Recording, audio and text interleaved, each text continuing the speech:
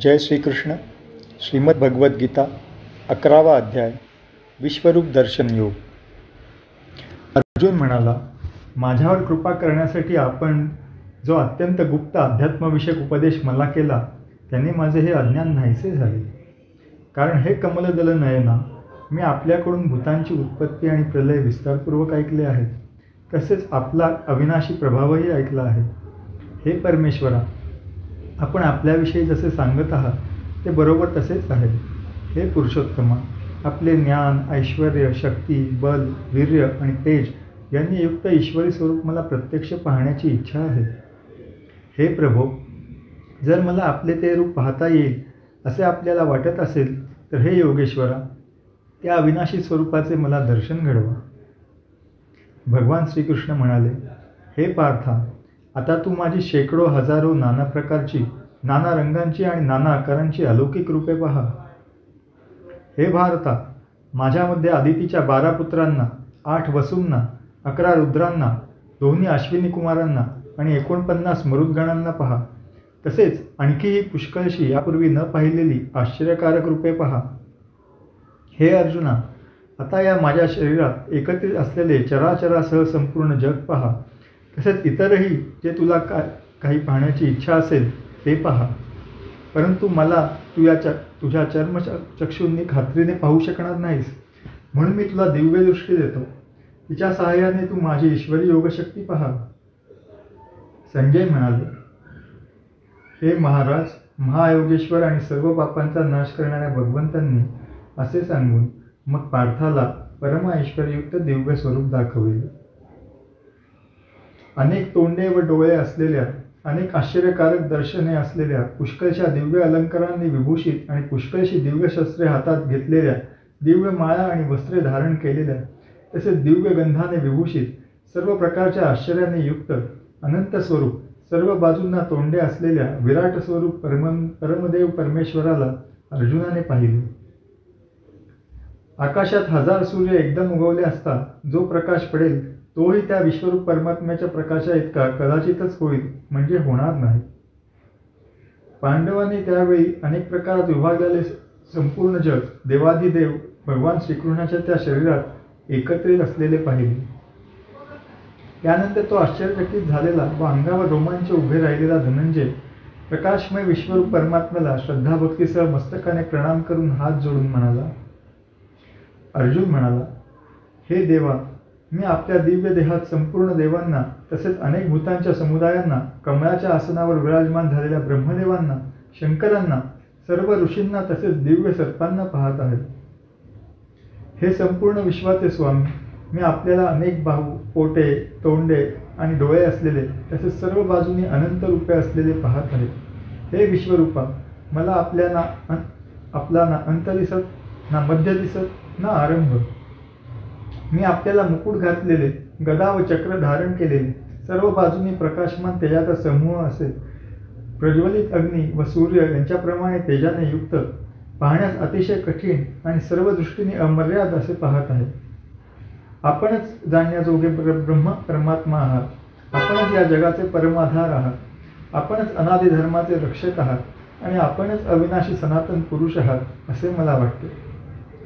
आपण आदी, मध्य आणि अंत नसलेले, अनंत सामर्थ्याने युक्त, अनंत भाऊ असलेले, चंद्र व सूर्य हे ज्यांचे नेत्र आहेत, पेटलेल्या अग्नीसारखे ज्यांचे मुख आहेत आणि आपल्या तेजाने या जगाला तापविणारे असे आहात, असे मला दिसते. हे महात्मन, हे स्वर्ग आणि पृथ्वी यांच्यामधील आकाश आणि सर्व दिशा फक्त आपण एकट्यानेच व्यापून टाकले आहेत. आपले हे अलौकिक आणि भयंकर रूप पाहून तिन्ही लोक अत्यंत भयभीत झाले आहेत. तेच देवतांचे समुदाय आपल्यात शिरत आहेत आणि काही भयभीत होऊन हात जोडून आपल्या नावांचे व गुणांचे वर्णन करीत आहेत. तसेच महर्षी व सिद्ध यांचे समुदाय सर्वांचे कल्याण हो अशी मंगल आशा करून उत्तमोत्तम स्तोत्रे म्हणून आपली स्तुती करीत आहेत.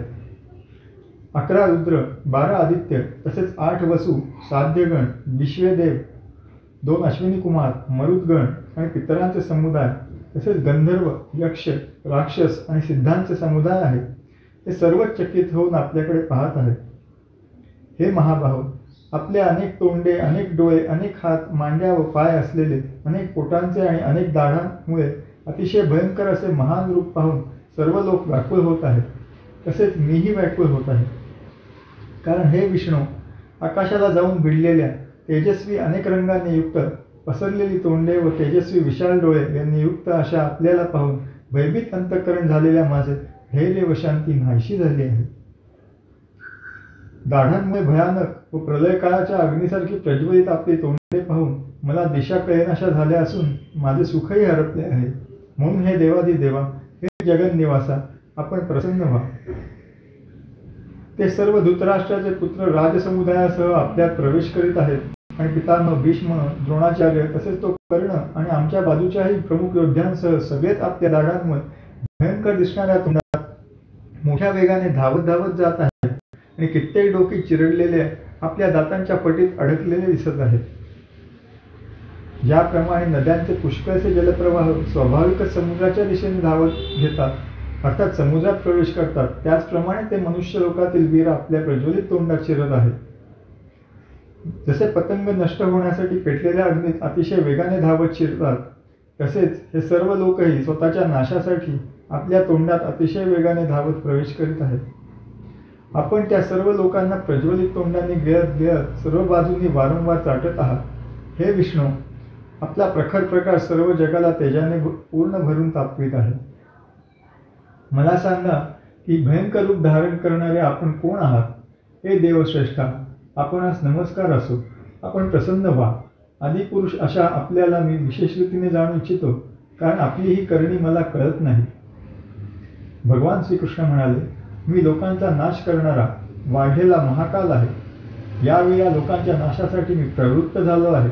म्हणून शत्रुपक्षीय सैन्यात जे योद्धे आहेत ते सर्व तुझ्याशिवायही राहणार नाही. म्हणजेच तू युद्ध केले नाहीस तरी या सर्वांचा नाश होणार आहे. म्हणूनच तू उठ, यश मिळव, शत्रूंना जिंकून धनधान्य संपन्न राज्याचा उपभोग घे.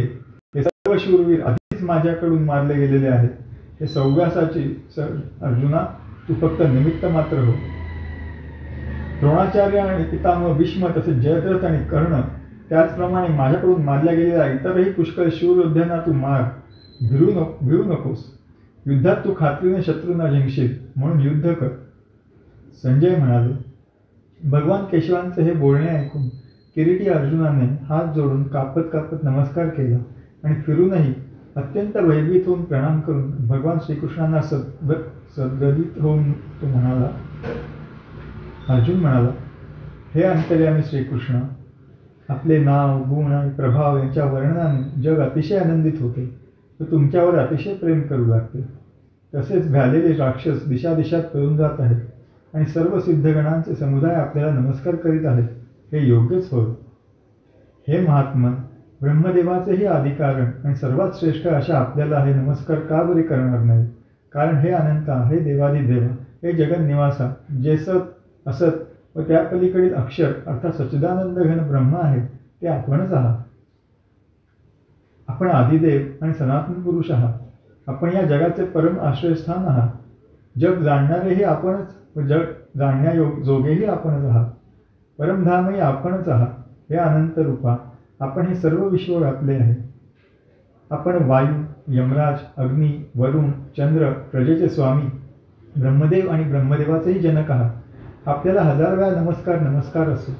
आपणाला आणखीही वारंवार नमस्कार नमस्कार असो. हे अनंत सामर्थ्यशाली, आपल्याला पुढून व मागूनही नमस्कार. हे सर्वात्मका, आपल्याला सर्व बाजूनीच नमस्कार असो.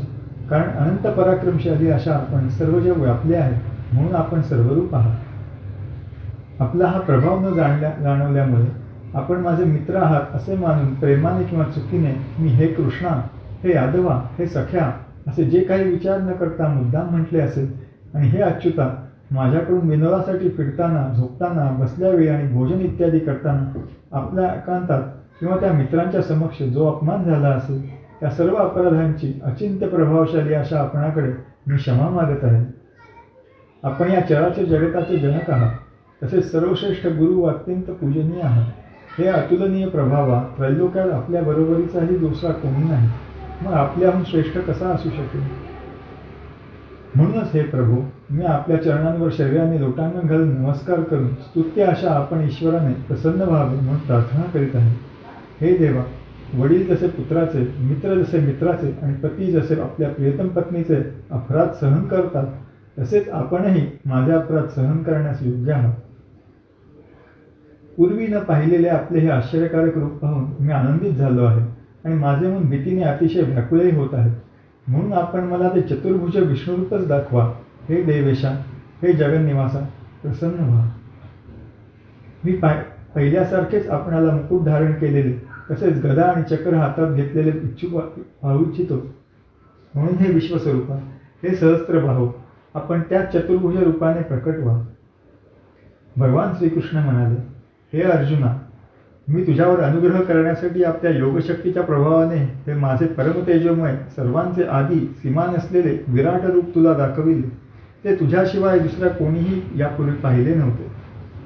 हे अर्जुना, मानव लोकात अशा प्रकारचा विश्वरूपधारी मी वेदांच्या आणि यज्ञांच्या अध्ययनाने, दानाने, वैदिक कर्मांनी आणि उग्र तपश्चर्यांनीही तुझ्याखेरीज दुसऱ्याकडून पाहिला जाणे शक्य नाही. माझे या प्रकारचे हे भयंकर रूप पाहून तू भयभीत होऊ नकोस किंवा गोंधळून जाऊ नकोस. तू भीती सोडून प्रीतियुक्त अंतःकरणाने तेच माझे हे शंख, चक्र, गदा, पद्म धारण केलेले चतुर्भुज रूप पुन्हा पहा. संजय म्हणाले, भगवान वासुदेवांनी अर्जुनाला असे सांगून पुन्हा तसलेच आपले चतुर्भुज रूप दाखविले आणि पुन्हा महात्म्या श्रीकृष्णांनी सौम्य रूप धारण करून भयभीत अर्जुनाला धीर दिले. अर्जुन म्हणाला, हे जनार्दना, आपले हे अतिशय शांत मनुष्य रूप पाहून आता माझे मन स्थिर झाले असून मी माझ्या मूळ स्थितीला प्राप्त झालो आहे. भगवान श्रीकृष्ण म्हणाले, माझे जे चतुर्भुज रूप तू पाहिलेस ते पाहावयास मिळणे अतिशय दुर्लभ आहे. देवसुद्धा नेहमी या रूपाच्या दर्शनाची इच्छा करीत असतात. तू जसे मला पाहिलेस तशा माझ्या चतुर्भुज रूपाचे दर्शन वेदांनी, तपाने, दानाने आणि यज्ञानेही मिळणे शक्य नाही. परंतु हे परंतपा अर्जुना, अनन्य भक्तीने या प्रकारच्या चतुर्भुजधारी मला प्रत्यक्ष पाहणे, तत्वतः जाणणे, तसेच प्रवेश करणे, अर्थात